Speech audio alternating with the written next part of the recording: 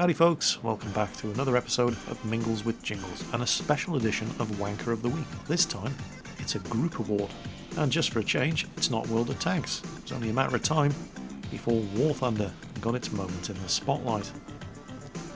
I have just been team killed. Nothing special about that. Happens all the time, especially when I'm playing War Thunder. Didn't think too much of it. At first I just thought, well, could have been an accident, or it could have been somebody just getting to say, hey, I killed Jingles. So I jumped into my crappy little T26 reserve tank again. Fired up the engine, fresh out of the spawn, roll forward, and barely managed to make it 30 meters out of the starting zone before... oh, and I'm starting to see a pattern emerging here. Both the guys who team killed me are from the same clan. Alright, time to conduct an experiment. I'm going to keep an eye open for anybody like him who's from the Snipe clan. But this guy isn't shooting at me, so maybe I was mistaken. Perhaps it's not the entire clan. Maybe it's just a couple of guys. Fair enough. So off I go. I mean, this guy isn't shooting at me, so the whole clan can't be cocksuckers, right? Well, that's what I thought. The only reason that guy isn't shooting at me is because he doesn't realise I'm behind him. Any second now, I check my 6 to make sure that guy in the Panzer IV isn't behind me, and when I look back, the Stug is lurching to a halt. He's just realised I'm behind him. He's turning around. I see him pointing the gun at me. I'm just waiting to die. But he's not shooting. Why isn't he shooting? What's actually going on here is these guys are obviously on voice comms. And the douchebag in the Panzer IV is telling the douchebag in the Stug to block me and stop me getting away so he can kill me again. So, that was fun. And where I initially thought it was just one arsehole and then just two arseholes, no, it is in fact an entire clan of arseholes, and it wasn't just me they were picking on. As you can see here, these guys systematically hunted down and team killed everybody on their team who wasn't in their clan. It's an entire clan of douchebags, methodically, systematically and deliberately team killing over and over anybody who doesn't have the same clan tag. So, if you find yourself playing War Thunder and somebody from the clan Snipe is on your team, well, what exactly can you do about this? Your options are severely limited. If you start trying to team kill them before they get the chance to team kill you, well, first of all, you've just thrown the game, you're going to lose. Secondly, that makes you just as bad as they are. And thirdly, it's likely to get you into trouble. At the same time, you can't just ignore them because you're going to get team killed. So how exactly can we deal with a clan of systematic team killing douchebags just like this? And then the solution hit me, and it's actually quite elegant in its simplicity. If these guys do not want to have anybody on their team who is not in their clan, let them have it. No, really, let them have what they want. Quit the battle. We've already accepted that if you see any of these guys on your team, the game is lost. Quit the battle early. It's only going to cost you one game. It's going to save you some substantial repair fees, and they are going to lose every game they get into, heavily outnumbered by the enemy team, because nobody will play if a guy with a clan tag Snipe is on his team. You see, it's always better coming up with creative ways to deal with douchebags. Let them have what they want, and watch them choke on it. War Thunder ground forces. When you're good, you're great, but when you're bad, you're bloody terrible.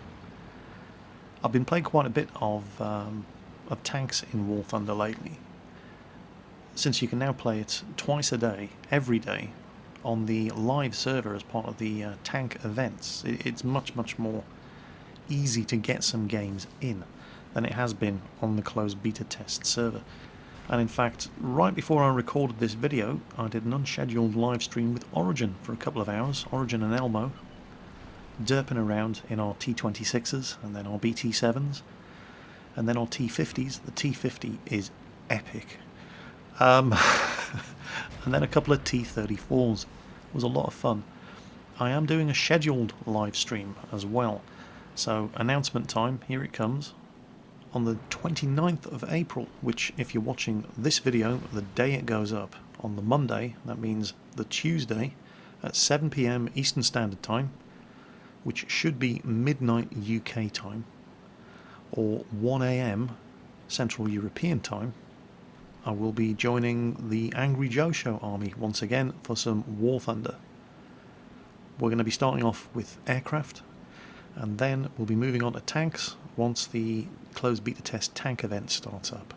If you missed any of that, the details of the event will be in the video description, and I'll make an announcement on Facebook before it happens as well. Of course, live streaming tanks with Origin until 5 o'clock in the morning means that this might be a slightly shorter Mingles with Jingles than usual, because I am absolutely exhausted. And I'm literally doing this video right after the live stream, so haven't been to bed yet. The things I do to keep you lot happy. I'll tell you what I have been doing this week. Have you ever tried to Google yourself? You should try it. Some of the results can be interesting, or at the very least amusing. The first thing I tried to do was I tried to Google Jingles, just Jingles, and as you'd imagine, most of the results that came up, or certainly all the results on the first page, were to do with the musical term jingles. A jingle is the kind of music that you get in an advertisement. It's just a small piece of music that doesn't really mean anything. However, right at the bottom of the page it gives you a list of alternative searches that you might wish to conduct, and top of the list of alternative searches was the Mighty Jingles. I thought, okay, right, fine. So I googled the Mighty Jingles. One of the results was Moss's gaming blog. Moss is apparently a blogger from Finland, and he blogs about games. And he's actually immortalised something that I said, and had completely forgotten that I'd said, and wouldn't have known unless I'd googled the Mighty Jingles. Apparently, I was once asked, Jingles, what do you know about the Winter War? And my answer was two things. One, it was horrific, and two, don't fuck with the Finns. You know, and it's true. I mean, everybody says, never ever invade the Russians in the winter. What do the Russians say? The Russians say, never ever invade the Finns in the winter. So yeah, Moss liked that one, and he's put it all over his blog, saying, the Mighty Jingles is a very wise man. Why, thank you, Moss. The most bizarre thing I found was the Mighty Jingles podcasts all on the Pirate Bay. I didn't realise I'd done any podcasts. It turns out some enterprising genius has recorded the audio of every episode of Mingles with Jingles and zipped them all up and stuck them on the Pirate Bay so people can download them. I think that's great. But things started getting really weird when I did a Google image search. At first you get exactly the sort of thing that you'd expect. Okay, there's me at the Tank Museum. Alright, yeah, airsoft video, that makes sense. Shots of the Mighty Jingles himself from my old World of Warcraft blog. Alright, I'm with you so far. Okay, we're starting to wander a little bit off course now, but I see the connection. And then it starts to get a bit weird. I have no idea what that is. And these are all search results that you will get if you type the Mighty Jingles into Google image search. I kind of like that one though. And of course, it's all fun and games. Until you spot the one that makes you check that your doors and windows are locked. What the hell is that all about? Actually, you know what, on second thoughts, don't Google yourself. No good will come of it. Right, let's get some questions answered. Brian Lowe wants to know, and I love this question, how did you deal with not feeling the touch of a woman for 6 months while being surrounded by hundreds of big burly men when you were in the Navy? On a scale of 1 to Boy George... On a scale of 1 to Boy George, how homoerotic did it get? Brian, thank you. I haven't laughed at a question so much in ages. That was fantastic. Okay, anyway, to answer your question, surprisingly unhomoerotic. The thing about the British serviceman, and in general, and the British sailor in particular, is that the British sailor can find porn anywhere. In fact, Eddie, my trusty and loyal but incompetent camera minion, you may remember Eddie from various of the road trip and museum visit videos that I've done.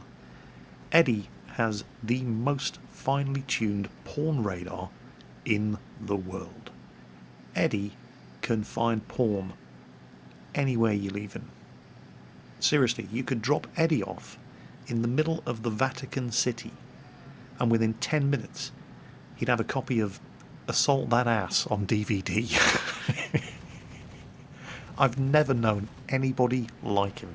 Seriously, he was absolutely legendary for it, and I sincerely hope his mother doesn't watch these videos. Or he's in serious trouble when he goes to his mum's for Sunday dinner this week. And don't forget, this was back in the day before the internet and Blu-rays and external hard drives, and mass data storage. Porn was bulky, magazines take up a lot of space, and don't even get me started about VHS tapes. And stowage space is very, very limited on board a warship. You've barely got enough space for all of the essential kit, your uniform, all that sort of thing. And that is where Eddie had another ace up his sleeve, because Eddie was the NAFI canteen assistant. Eddie had the keys to all the NAFI storerooms. He had unlimited porn storage space. That and the fact that Eddie also did the beer issue to the mess decks meant that after a couple of weeks at sea, Eddie was everybody's best friend. Also, let's not forget that we don't spend 6 months at sea. In fact, we would rarely spend more than 2 weeks at sea before we went alongside somewhere. And when you get alongside somewhere, leave is granted, and then a couple of hundred sailors all strap on their best Ben Sherman pulling shirt, money burning a hole in their pocket, jump in the nearest taxi, and demand the taxi driver takes them somewhere where they can find beer and women, and not necessarily in that order. So, while it's true that the ship we're deployed on might be away from the UK for 6 months, that doesn't mean we're sitting in the middle of the ocean for 6 months. Yeah, Jolly Jack is a resourceful bugger, and if Jack's got an itch that needs to get scratched one way or another, that itch is going to get scratched. Next up, quick one. 56 Guitar Master wanted me to wish Lieutenant 99 a happy birthday today. So, happy birthday, Lieutenant 99. You can thank 56 Guitar Master. Mihailescu Vladimir, who I think is Romanian by the name, and I hope I haven't mispronounced it, although I almost certainly have. He has a big problem with the new historical battle mode in World of Tanks that came out in patch 9.0. And his problem is, there's nobody playing it. And yeah, I do sympathise. I had high hopes for historical battles. And yeah, you're right.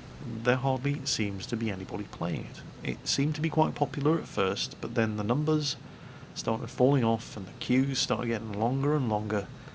And nowadays, yeah, hardly anybody's playing historical battles. And my own experience of historical battles on the live server has been pretty dismal so far. The very first game I played was the Battle of the Bulge, Germans versus Americans. I queued up the Panther M10, and of course because the Germans get access to much higher tier equipment than the Americans do, the Americans get the numerical advantage. And in this game, we were outnumbered by the Americans 2-1. So right before the game started, during the countdown, I begged everybody, stick together. We're outnumbered 2-1, we need to stick together. And the second the game started, everybody split up. Yep, that's right, being outnumbered 2-1 just wasn't challenging enough for these guys. No, they had to split up and make sure that every time they came across an American, they were alone and they were outnumbered 5 or 6-1. Well, I didn't hang around to see how that one was going to work out. I immediately quit back to the garage. And no word of exaggeration, within 50 seconds, not even a minute went by, and the battle result came in. Shockingly, a defeat for the Germans. And, that's the problem. with historical battles, because you've got asymmetrical sides. And that means that the side who is outnumbered requires much, much more teamwork than the side that is doing the outnumbering, and certainly much, much more teamwork than is required of any team in your average random battle. And we all know how teamwork works out in random battles. And when you introduce a game mode that requires more teamwork, well, it's not much of a surprise that it's failing. Should have seen it coming, didn't. Oh well. So what can you do about it? Well, if teamwork is what's required, we need to be allowed to platoon in historical battles. Can't do that at the moment. It is on the way. When? We don't know. But you are going to be allowed to platoon in a historical battle, and it badly, badly needs that function. And yet, that also brings its own problem. It has to do with balancing. And this is almost certainly why you haven't been allowed to join a historical battle in a platoon the second it was introduced. More testing needs to be done. Because if you do have asymmetrical sides, one side heavily outnumbered by the other, let's say for example, well, we'll look at the first example, where we've got 4 or 5 Germans and 8 or 9 Americans. What if there is one platoon of 3 on the German team? That is a huge force multiplier. And that's where the balancing issue comes in. 4 Germans in a team, 3 of them are in a platoon. In that platoon, one of them is in a Ferdinand, the other 2 are in Panthers. They're going to dominate. And that's probably why we haven't been allowed to jump straight into historical battles when it was introduced with the platoon function enabled. The thing is, it's only a problem if you have asymmetrical sides, one side heavily outnumbered by the other. If both sides have equal numbers, then allowing platoons doesn't make any difference. It's exactly the same as random battles. Unfortunately, it's exactly the same as random battles, which kind of defeats the whole object of having historical battles in the first place. So, yeah, it's one of those issues. I'm sure that Wargaming are testing it, and they're not stupid. Maybe the answer is to allow platoons, but don't allow platoons of 3. Allow platoons of 2 or no more. Or do some more of what Wargaming have already done with the Battle of the Bulge, for example, where you used to be able to queue up with a Jagdtiger. Now, the thing is, there's only so much matchmaking weight available to both teams, and the lower the tier the vehicle that is available to the player to choose going into that battle, the more vehicles that his team can have. And when one team can have a Jagdtiger, you can bet people are going to be queuing up in the Jagdtiger. Because everybody loves a bit of seal clubbing, don't they? And the problem was that once the Jagdtiger had made it onto the team, that didn't leave an awful lot of matchmaking weight left for the rest of the Germans, so they were never going to get a Tiger 2 as well. They might get a Tiger, they might get some Panthers, and that was pretty much it. And that put an awful lot of responsibility on the shoulders of the guy driving the Jagdtiger, because he wasn't just, let's say, Jagdtiger and 3 Panthers. He's not just 25% of the team's weight in that equation. He's more like half of the team's matchmaking weight in that equation. Now that would work fine, providing everybody in the team was playing at the same skill level. So straight away, you can see where the problems arose. And it wasn't always the fault of an incompetent Jagdtiger driver. You could have the best Jagdtiger driver in the planet, but if he didn't get supported by the 3 or 4 other players on his team, he was dead meat. And that's the core problem with having numerically unbalanced teams in historical battles. It needs everybody to be playing at the same level of competence, and of course, they don't. Even worse than that, the team that has the numerical disadvantage, the team with fewer tanks, actually has to display a higher level of teamwork than that required of the team with more tanks. And I'm not just making this up, you see it in random battles. When you're down to the last 3 or 4 tanks on each side, the team that sticks together tends to win. The team that splits up and they all go and do their own thing, they tend to lose. You see this over and over and over when you're playing random battles. Teamwork is a much, much bigger factor the fewer the tanks that are left. And so what made historical battles so attractive in the first place and so different from all the other game modes that we've seen so far in World of Tanks is also its single biggest problem. The fact that you need more teamwork if you're playing historical battles, particularly if you're on the German side. And unfortunately, you're playing with random teammates, and we all know how well that usually works out. So how can we fix this? Well, I mean, I'm sure Wargaming are hard at work trying to find ways of addressing the problem, but if you were to stick, for example, with those historical battles where there isn't quite such a technical advantage on one side and therefore a numerical disadvantage, you're probably going to have a better game. Wargaming themselves have taken steps to address it by, for example, removing the Jagdtiger from the list of vehicles available on certain of the historical battles, freeing up much more matchmaking weight for more German vehicles. If you could have a historical battle tank company, that would be fantastic. I mean, that would solve all of your problems in one go. I can't see a single problem with historical battle tank companies. Maybe I'm missing something really obvious. You know, if you can find a problem with an historical battle tank company, feel free to let me know in the comments to this video, because you've got everything. You've got the teamwork, you've got the coordination. It's all there. All the stuff that you need to make a historical battle work is there in a tank company. I can't actually think of a single good reason why you can't already play historical battles as part of a tank company. My best guess would be they just wanted it rushed out of the door as soon as possible. Perhaps they were feeling the pressure from competitors. Who can say? That may very well be the next thing that they try, and I think it would probably work very, very well, but they may be in danger of missing the boat on this one.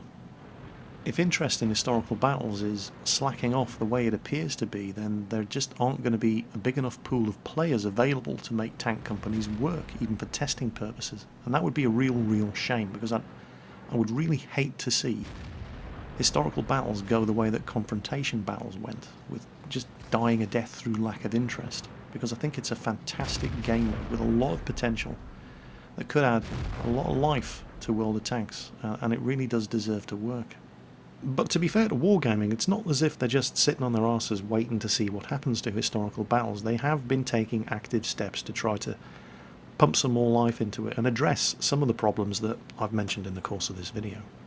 And on that bombshell, I'm calling it quits for another episode of Mingles with Jingles. I knew I shouldn't have stayed up all night live streaming War Thunder tanks with Origin. I'm blaming it all on him.